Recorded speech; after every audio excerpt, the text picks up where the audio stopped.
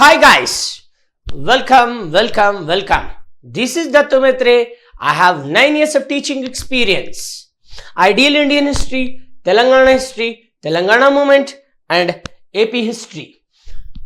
చలో గాయస్, ఇక్కడ నిన్న మనం గ్రూప్ 1 కి సంబంధించి టీజీపీఎస్సి తెలంగాణ పబ్లిక్ సర్వీస్ కమిషన్కు సంబంధించి మనం తెలంగాణ మూమెంట్ మరియు ఇండియన్ హిస్టరీకి సంబంధించినటువంటి 2 క్వశ్చన్ల గురించి మాట్లాడుకున్నాం. అవునా కదా? అవి మన రోహిత్స్ అనాలిసిస్ ఛానల్లో అప్లోడ్ చేయబడ్డాయి. వెళ్ళి చూడాలనుకున్నటువంటి వాళ్ళు చూడండి. అండ్ ఇక్కడ నిన్న మనం ఎలా ఆన్సర్ రాయాలి అనే టాపిక్ కూడా మాట్లాడుకున్నాం. Yesterday we discussed about how we have to write answer in the group 1 mains examination. ఓకేనా? ఇక్కడ ఈరోజు వచ్చేసి మనం తెలంగాణ హిస్టరీ, కల్చర్ అండ్ మూమెంట్కి సంబంధించినటువంటి క్వశ్చన్స్ అనేవి మాట్లాడుకుందాం. ఓకేనా గాయస్? చూడండి, ఇక్కడ మన రోహిత్స్ అకాడమీలో ఆన్లైన్ మరియు ఆఫ్లైన్ క్లాసెస్ అయినటువంటివి నడుస్తూ ఉన్నాయి. ప్రజెంట్ వచ్చేసి మనకి తెలంగాణ హిస్టరీ, కల్చర్ అయినటువంటిది నడుస్తుంది. Present Telangana history and culture topic అయినటువంటిది, చరిత్ర మరియు సంస్కృతికి సంబంధించినటువంటి టాపిక్స్ అయినటువంటివి నడుస్తున్నాయి. దాంట్లో ప్రజెంట్ కాకతీయాస్ అయినటువంటిది ఆఫ్లైన్లో నడుస్తూ ఉంది. మరి అటెండ్ అవ్వాలనుకున్నటువంటి వాళ్ళు అటెండ్ అవ్వండి. ఆఫ్లైన్ క్లాసెస్ మీకు నచ్చితే ఆఫ్లైన్ క్లాసెస్లో జాయిన్ అవ్వండి.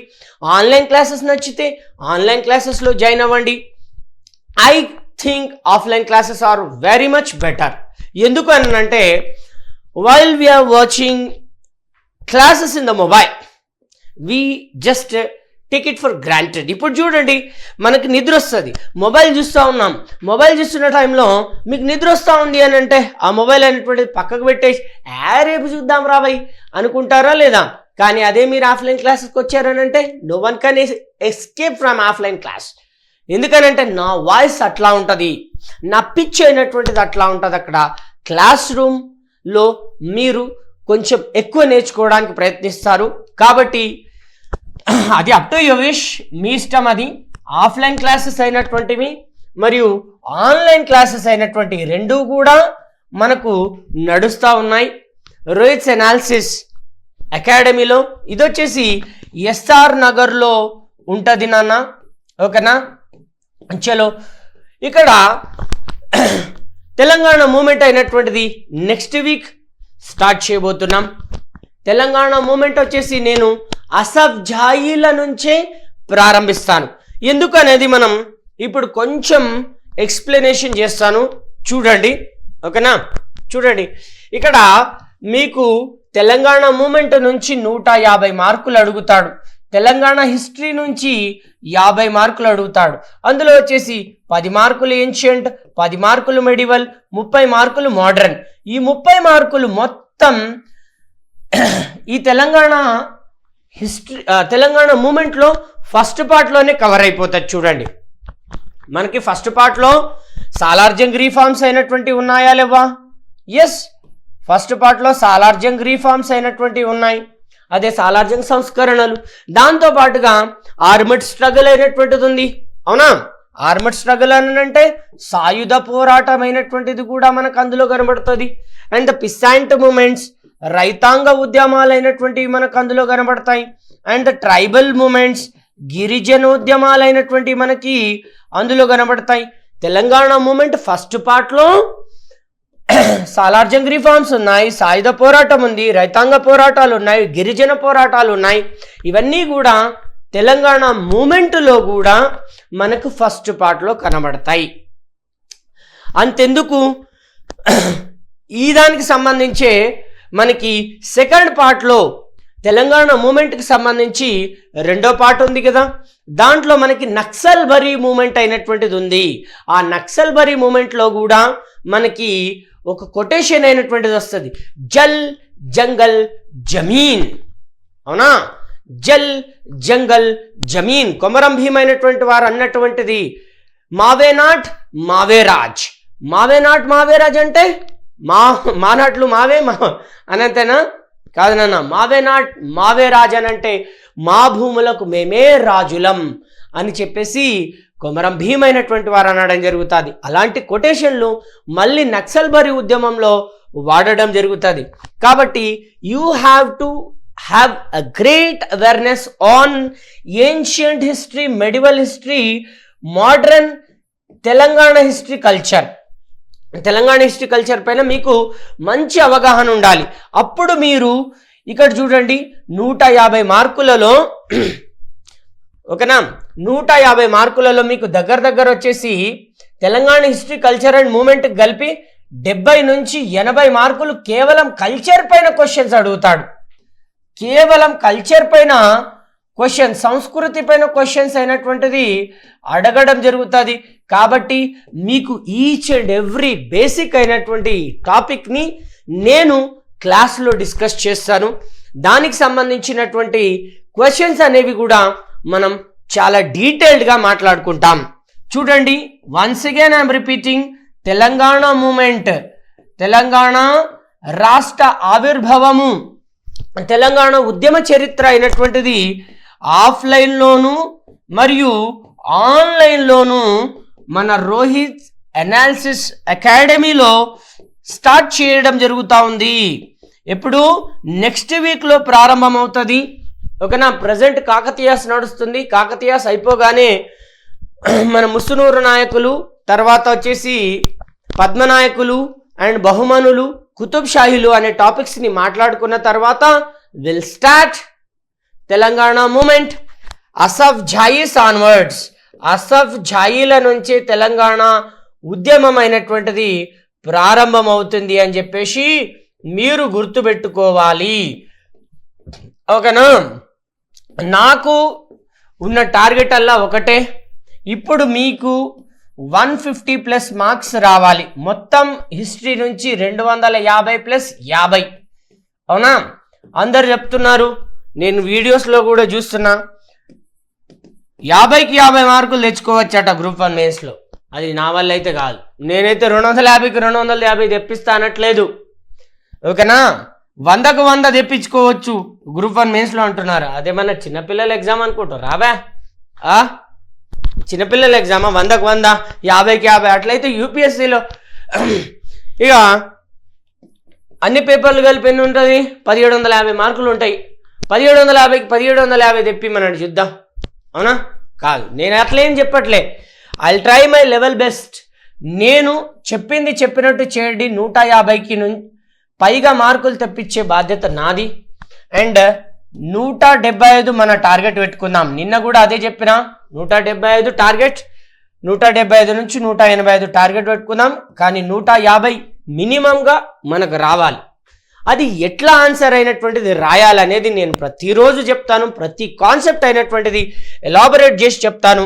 తెలంగాణ మూమెంట్ అయినటువంటిది once again I'm repeating, Telangana movement will be starts in Rohit's analysis. Rohit's అనాలిసిస్లో మనం తెలంగాణ మూమెంట్ అయినటువంటి దాన్ని నెక్స్ట్ వీక్లో మాట్లాడుకుంటాం, స్టార్ట్ చేస్తాను. ఓకేనా?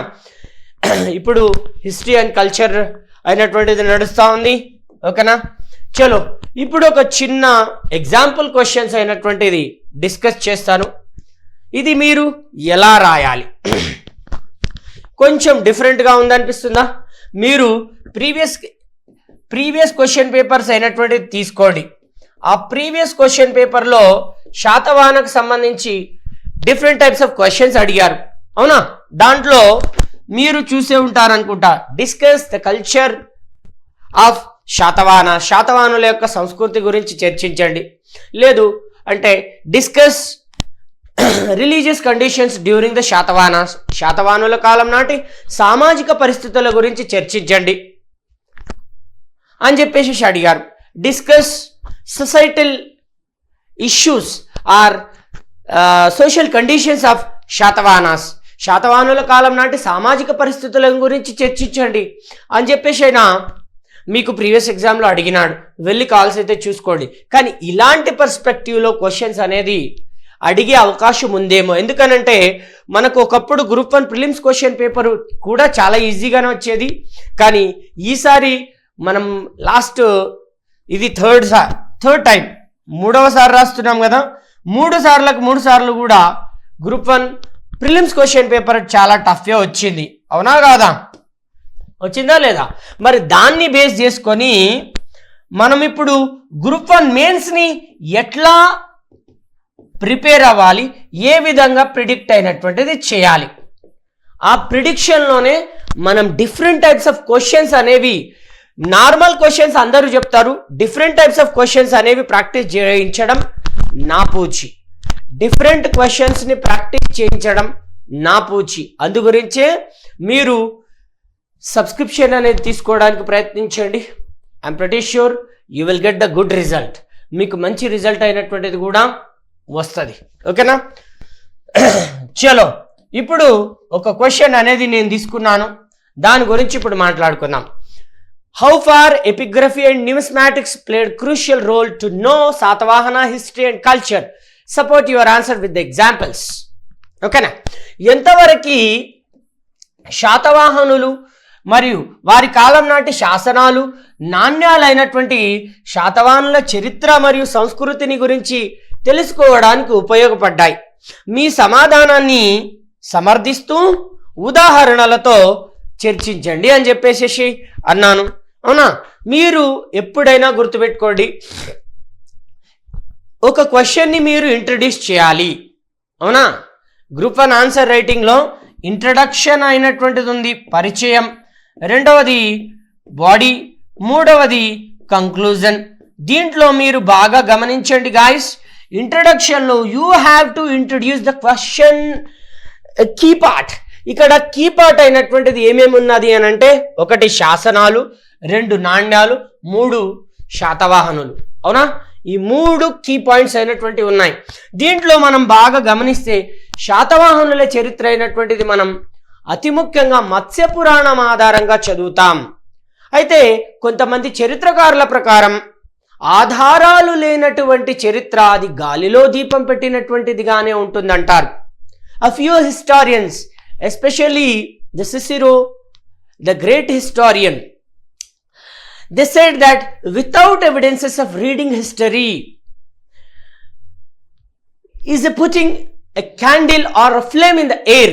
ఒక కొవ్వొత్తి లేకపోతే ఒక దీపం గాలిలో పెట్టినటువంటిదిగా ఉంటుంది అని చెప్పేసి అంటాడు. అంటే అది ఎప్పుడు ఆరిపోతుందో తెలియదు. అంటే మనకి ఎగ్జాక్ట్ ఎవిడెన్స్ ఉంటే మాత్రమే మనము దానిని పర్టికులర్గా నమ్మాలి, లేకపోతే నమ్మడానికి వీలు లేదు. అలాంటిది నేను చాలా ఎవిడెన్సెస్ అయినటువంటి నేను చెప్తా ఉంటాను. దాంట్లో మీరు బుక్స్ చదువుతా ఉన్నారు, నేను కూడా రాస్తాను. ఇప్పుడు ఒక బుక్ రాసుకుంటాను. ఆ బుక్ అయినటువంటి దాంట్లో ఎస్, దత్తు మేత్రే వాజ్ ఎస్టాబ్లిష్డ్ వన్ గ్రేట్ మేత్రే empire which was ruled with the capital Hyderabad and he ruled for about 450 years. Would you believe that? మీరు నమ్ముతారా? నేను ఒక మేత్రే అనే అంపైర్ని సృష్టించాను అని చెప్పేసి ఒక బుక్ రాస్తాను. అది కొన్ని వందల సంవత్సరాల తర్వాత ప్రొటెక్ట్ చేసి ఒక 100 సంవత్సరాల తర్వాత బయటకు వచ్చేలాగా ఒక ప్లాన్ ఇస్తాను నేను. అది 100 సంవత్సరాల తర్వాత ఆ బుక్ బయటికి తీస్తారు. ఆ టైంలో చదువుతారు, oh my god, once upon a time Dattu మేత్రే, ఒకానొక సమయంలో దత్తు మేత్రే అని ఒక పర్సన్ ఉండేవాడు, అతను మేత్రే అనే అంపైర్ని స్టార్ట్ చేశాడు. ఆ మేత్రే అనే అంపైర్ 450 సంవత్సరాల పాటు ఆయన్నే పరిపాలించాడట అని చెప్పేసి రాస్తాడు. అది రియల్గా ఎగ్జాగరేషన్గా ఉందా లేదా, అతిశయోక్తిగా ఉందా లేదా? అట్లా అన్నమాట. కొన్ని బుక్స్ అయినటువంటి మనము నమ్మడానికి వీల్లేదు. కానీ రియల్ ఎవిడెన్సెస్ ఏవి అని అంటే, నిజమైన ఆధారాలు ఏవి అంటే శాసనాలు, నాణ్యాలే నిజమైనటువంటి ఆధారాలు. కాబట్టే ఇంట్రడక్షన్ అయినటువంటి దాంట్లో మనం శాతవాహనుల గురించి ఫస్ట్ మాట్లాడుతూ ఆ శాతవాహనుల యొక్క డైనస్టీని పరిచయం చేయాలి. ఓకేనా?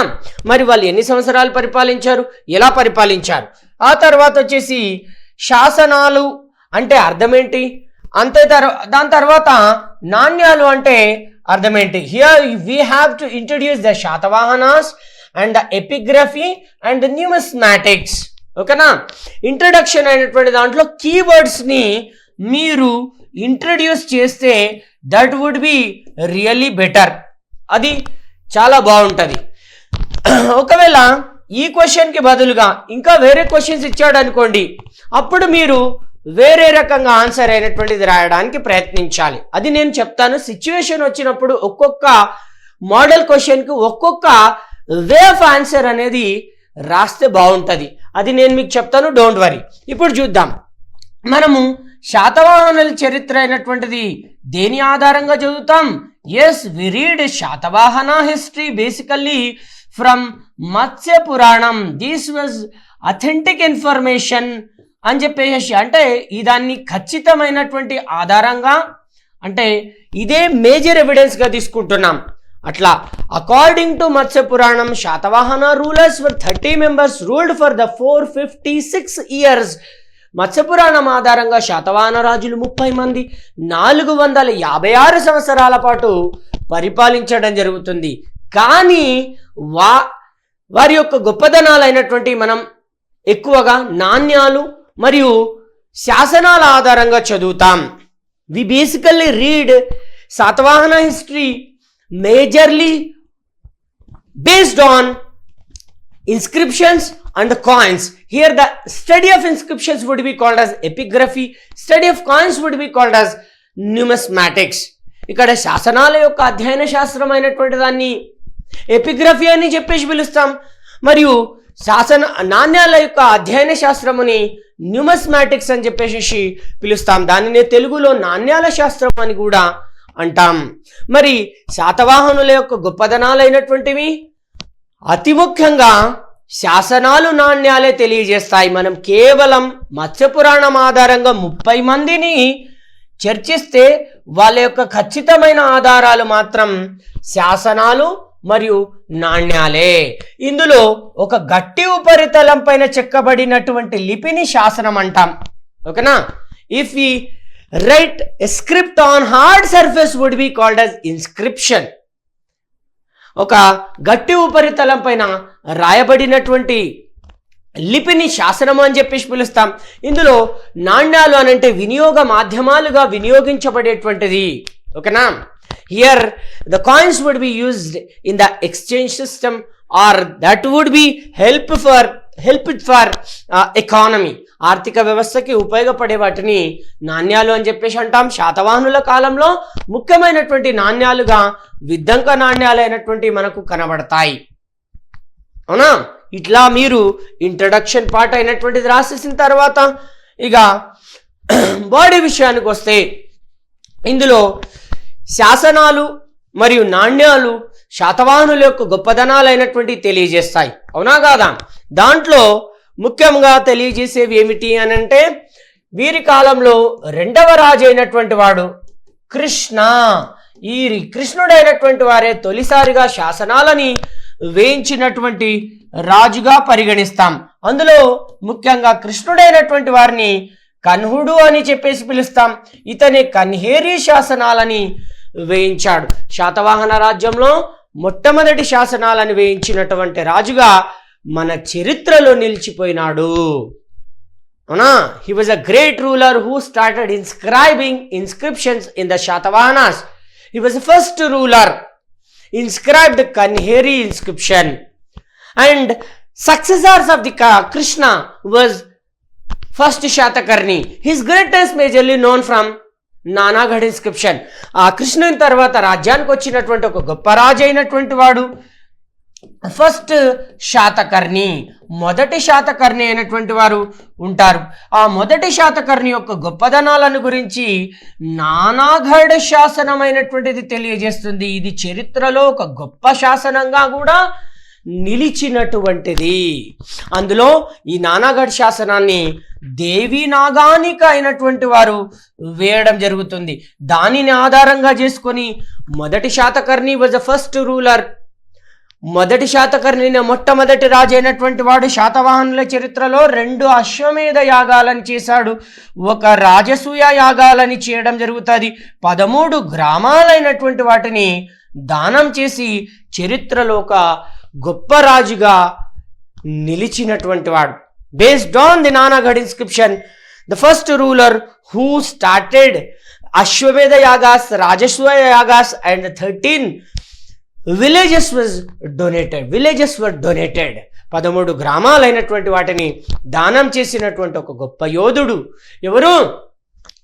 మొదటి శాతకర్ణి. అందు గురించి మొదటి దశ 23 మంది రాజులుగాను, తర్వాత దశ 23 నుంచి 30వ రాజుగాను విడగొడితే, if we divide the 30 rulers in the 2 parts, first ruler to 23rd ruler and the second part would be the 23rd ruler to 30th ruler.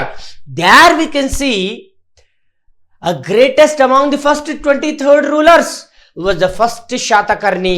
మొదటి 23 మంది రాజుల్లో గొప్ప రాజు అయినటువంటి వాడు మొదటి శాతకర్ణి. ఇతని యొక్క గొప్పదనాలు నానాగఢ్ శాసనం ఆధారంగా మనము తెలుసుకోవచ్చు.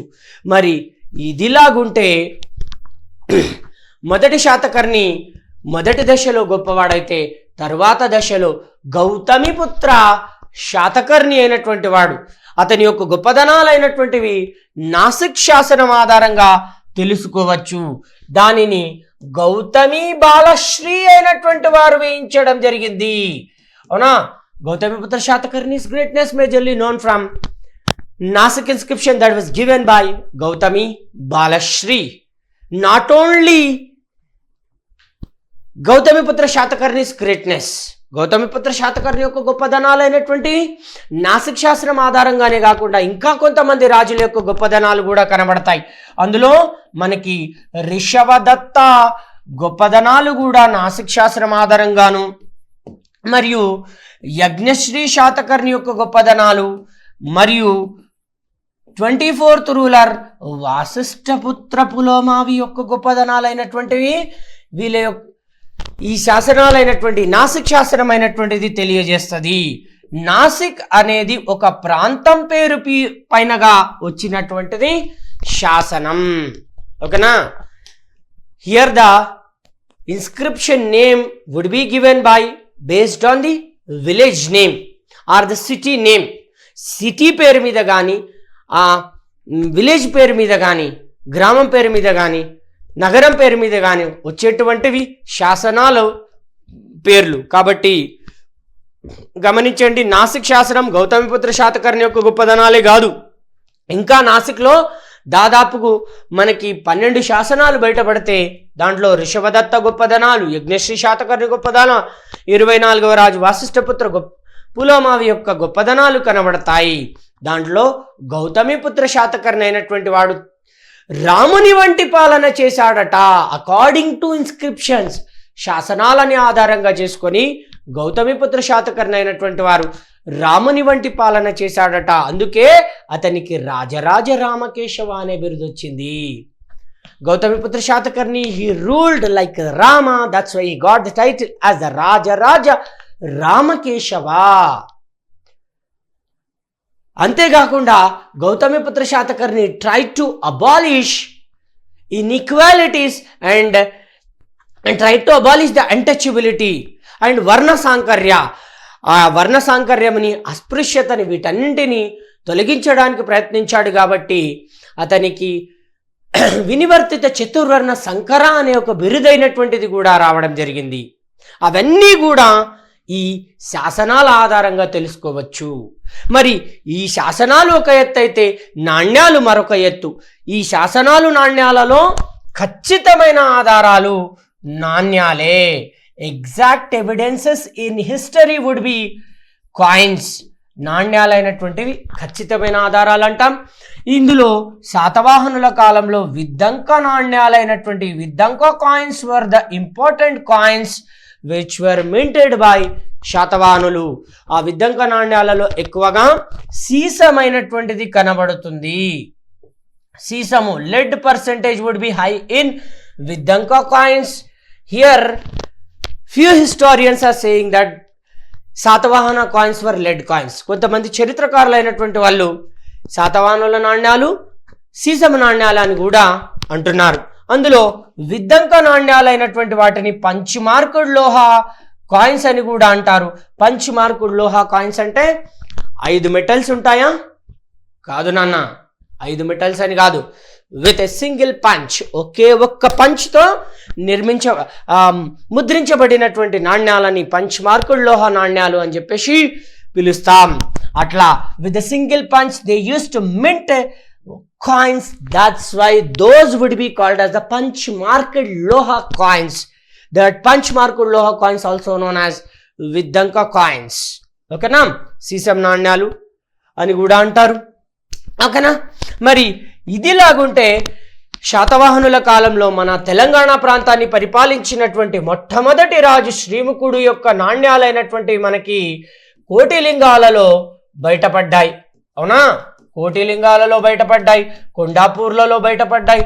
దాంతోపాటుగా అద్భుతమైనటువంటి నాణ్యాలు, ఏనుగు ముద్ర కలిగినటువంటి నాణ్యాలు, ఎలిఫెంట్ సింబల్ కాయిన్స్ అయినటువంటివి మనకి ఫస్ట్ శాతకర్ణి అయినటువంటి వారు వేయించారు. దానితో పాటుగా రాజు మరియు రాణి, దాంతో పాటుగా శివుడు మరియు పార్వతి యొక్క నాణ్యాలైనటువంటి వాటిని కూడా మొదటి శాతకర్ణి వేయించి వారి యొక్క భక్తిని శైవం పైన ఉన్నటువంటి భక్తిని కూడా తెలియజేసినటువంటి వారు. అవునా, దే షోన్ భక్తి towards Shaivism by minting the coins with the Shiva Parvati and the Raju Rani coins, king and queen coins. And moreover here the lion symbol coins, ముఖ్యంగా మనకి లయన్ ముద్ర కలిగినటువంటి నాణ్యాలని కూడా శాతవాహన రాజులైనటువంటి వాళ్ళు వేయించారు.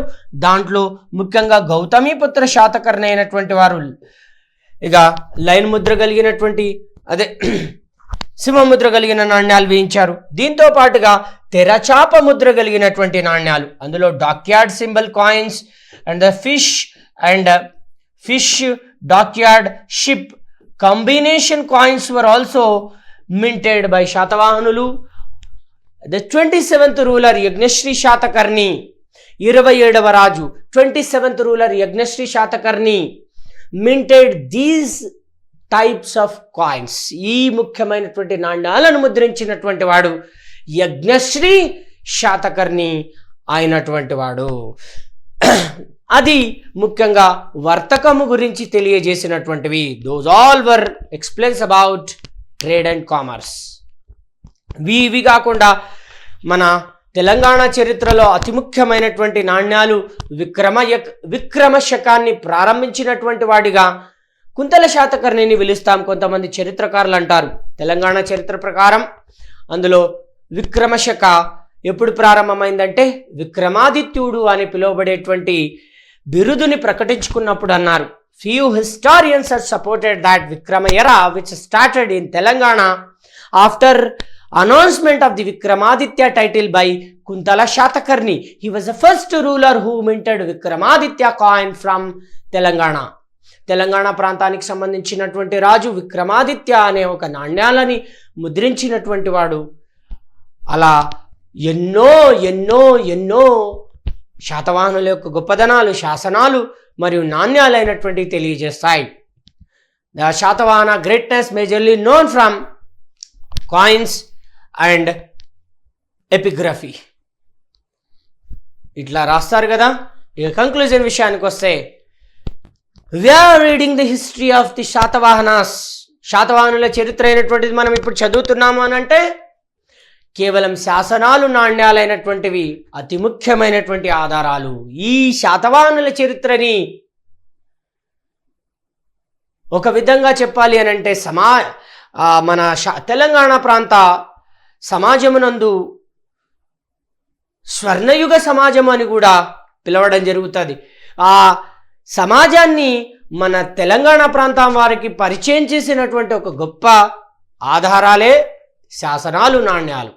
Coins and inscriptions which brought the Satavahana history and culture to the limelight, and this dynasty, Satavahana dynasty, ruled for 450 years, that even supported by inscriptions. Satavahana యొక్క చరిత్ర అయినటువంటి దాన్ని 450 సంవత్సరాలు పరిపాలించారని శాసనాలు కూడా సమర్థించాయి. ఓకేనా. అఫ్ కోర్స్ ఇక్కడ మీరు ఇయర్ మెన్షన్ చేయకుండా యూనిక్గా మీరు కంక్లూజన్ అనేది రాయడానికి ప్రయత్నించండి. Okay. Satavahana history majorly brought to limelight by inscriptions and coins. శాతవాహనుల చరిత్ర అయినటువంటిది వెలుగులోకి తీసుకొచ్చినటువంటివి శాసనాలు, నాణ్యాలే అని చెప్పడంలో ఏమాత్రం కూడా సందేహం లేదు. ఇది కంక్లూజన్ పెట్టేసేసుకోండి. ఈ విధంగా మీరు గ్రూప్ 1 ఆన్సర్ రాస్తే మీకు మంచి మార్కులు రాకపోతే నన్ను అడగండి, అవునా? అందు గురించే అటెండ్ దత్తు మేత్రేస్ క్లాస్, అవునా? నా క్లాసెస్ అయినటువంటి మీరు అటెండ్ అవ్వండి. ఎక్కడున్నాయి అని అంటే రోహిత్స్ ఎనాలిసిస్, ఓకేనా?